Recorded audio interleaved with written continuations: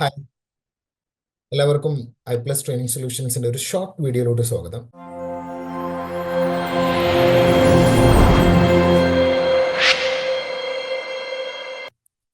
നമ്മൾ ഈ ഒരു ഷോർട്ട് വീഡിയോയിലൂടെ HSAയുമായിട്ട് പ്രീവിയസ് ഇയറിൽ ചോദിച്ചിട്ടുള്ള ചില ചോദ്യങ്ങളാണ് ഡിസ്കസ് ചെയ്യാൻ വേണ്ടിയിട്ട് പോകുന്നത്. ചോദ്യങ്ങൾ, അതിൻ്റെ ആൻസേഴ്സ്, എക്സ്പ്ലനേഷൻസ് വളരെ ഷോർട്ടായിട്ട് നമ്മൾ ഡിസ്കസ് ചെയ്യാൻ വേണ്ടിയിട്ട് പോവുകയാണ്.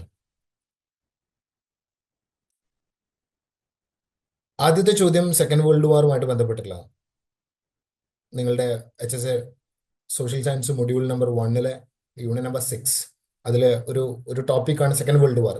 അതുമായിട്ട് ബന്ധപ്പെട്ടിട്ടുള്ളതാണ് ഫസ്റ്റത്തെ ചോദ്യം. ഈ ചോദ്യം ചോദിച്ചിട്ടുള്ളത് HSA സോഷ്യൽ സയൻസ് കന്നഡ മീഡിയത്തിലാണ് 2016. ചോദ്യം എങ്ങനെയാണ്? മാർഷൽ പദ്ധതിയുടെ ഉദ്ദേശം എന്താണെന്നാണ് ചോദ്യം. സാമ്പത്തിക പിന്തുണ, സൈനിക പിന്തുണ, യുണൈറ്റഡ് സ്റ്റേറ്റ്സ് സെക്യൂരിറ്റി, മുകളിൽ പറഞ്ഞവ ഒന്നുമല്ല. എന്താണ്? നിങ്ങൾ സെക്കൻഡ് വേൾഡ് വാർ പഠിച്ച ആളുകളല്ലേ, അപ്പോൾ പറയൂ, എന്താണ് മാർഷൽ പ്ലാൻ? വളരെ ഇമ്പോർട്ടൻ്റ് ആയിട്ടുള്ള ഒരു ചോദ്യമാണ്. നമുക്ക് ഈ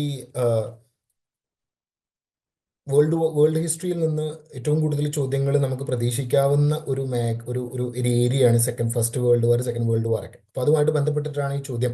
മാർഷൽ പ്ലാൻ എന്താണ്? ഉത്തരം അറിയോ? മാർഷൽ പ്ലാൻ, ഇതിന്റെ ഉത്തരം ഓപ്ഷൻ എ ആണ്. മാർഷൽ പ്ലാൻ എന്ന് പറയുന്നത് അമേരിക്ക കൊണ്ടുവന്നിട്ടുണ്ടായിരുന്ന ഒരു പദ്ധതിയാണ്. അതായത് മാർഷൽ എന്ന് പറയുന്നത് അമേരിക്കയുടെ സെക്രട്ടറി ഓഫ് സ്റ്റേറ്റ് ആയിരുന്നു സെക്കൻഡ് വേൾഡ് വാറിന്റെ സമയത്ത്. അപ്പോൾ അദ്ദേഹം കൊണ്ടുവന്നിട്ടുണ്ടായിരുന്ന ഒരു പ്ലാനാണ്. അതായത് 1947 ജൂൺ മാസത്തിൽ മാർഷൽ സെക്രട്ടറി ഓഫ് സ്റ്റേറ്റ് ആയിട്ടുണ്ടായിരുന്ന മാർഷൽ കൊണ്ടുവന്നിട്ടുണ്ടായിരുന്ന ഒരു പ്ലാനാണ്.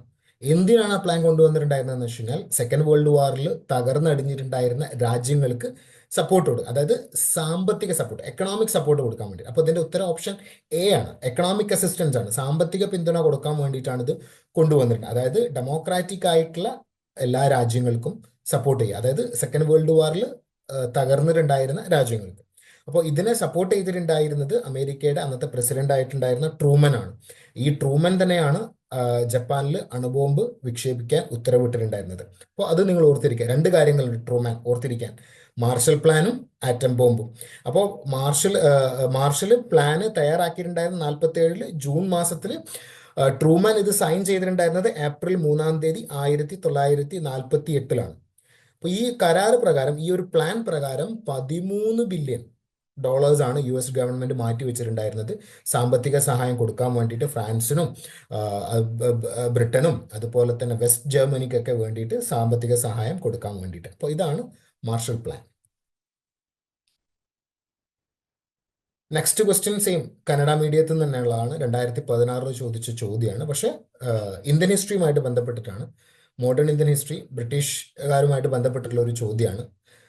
ചോദ്യം ഇങ്ങനെയാണ്, അതായത് ബ്രിട്ടീഷുകാരുടെ ലാൻഡ് റവന്യൂ സിസ്റ്റവുമായിട്ട് ബന്ധപ്പെട്ടുള്ള ഒരു ചോദ്യം. വളരെ ഇമ്പോർട്ടൻ്റ് ആയിട്ടുള്ള ഒരു പോർഷനാണ് ഈ ബ്രിട്ടീഷ് ഗവൺമെന്റിന്റെ ലാൻഡ് റവന്യൂ സെറ്റിൽമെന്റ്. അപ്പം അതിൽ നിന്നുള്ള ഒരു ചോദ്യമാണ്.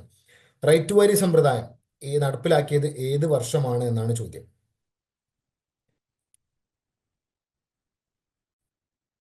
സോ പറയും, ഏതാണ് ഓപ്ഷൻ? 1780 1729 1793 1820? ഏതാണ്? നിങ്ങൾ പഠിച്ചിട്ടുണ്ടായിരിക്കും, വളരെ ഇമ്പോർട്ടൻ്റ് ആയിട്ടുള്ള ഒരു ക്വസ്റ്റ്യൻ ആണിത്. റൈറ്റ് വാരി ഏതാണ്? ഓപ്ഷൻ ഡി ആണ്. 1820 ബ്രിട്ടീഷ് ഗവൺമെന്റ് റൈറ്റ് വാരി സമ്പ്രദായം നടപ്പിലാക്കിയിട്ടുണ്ടായിരുന്നത്.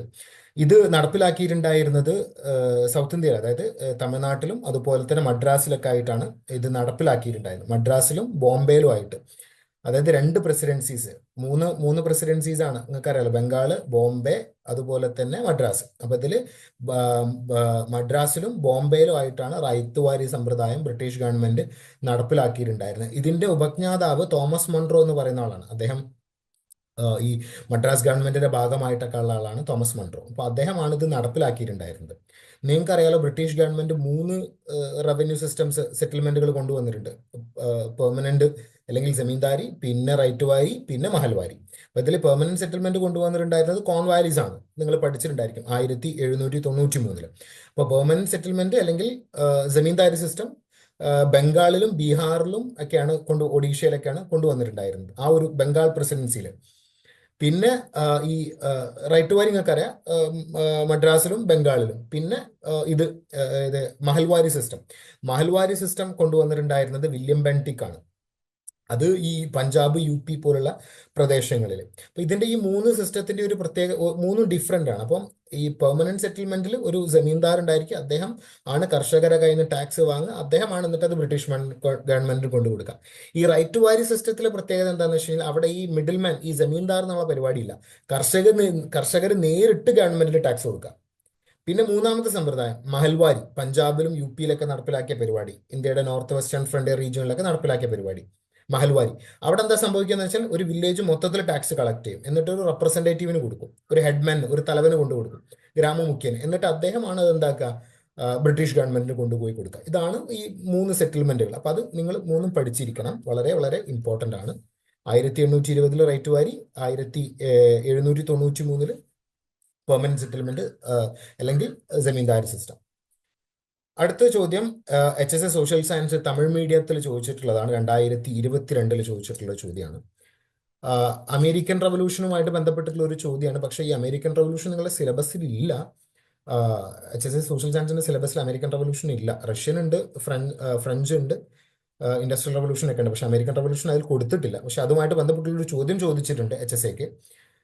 1774 ഫിലാഡൽഫിയയിൽ നടന്ന ആദ്യ കോണ്ടിനെന്റൽ കോൺഗ്രസിൽ പങ്കെടുക്കാത്ത അമേരിക്കൻ കോളനി ഏതാണെന്നാണ് ചോദ്യം. ന്യൂജേഴ്സി ആണോ, ജോർജിയ ആണോ, വിർജീനിയ ആണോ, ന്യൂയോർക്ക് ആണോ എന്നാണ് ചോദ്യം. ഏതാണ് ഉത്തരം? ഓപ്ഷൻ B ആണ്. ജോർജിയ ആണ് അതിൽ പങ്കെടുക്കാത്ത രാജ്യം, പങ്കെടുക്കാത്ത പ്രദേശം.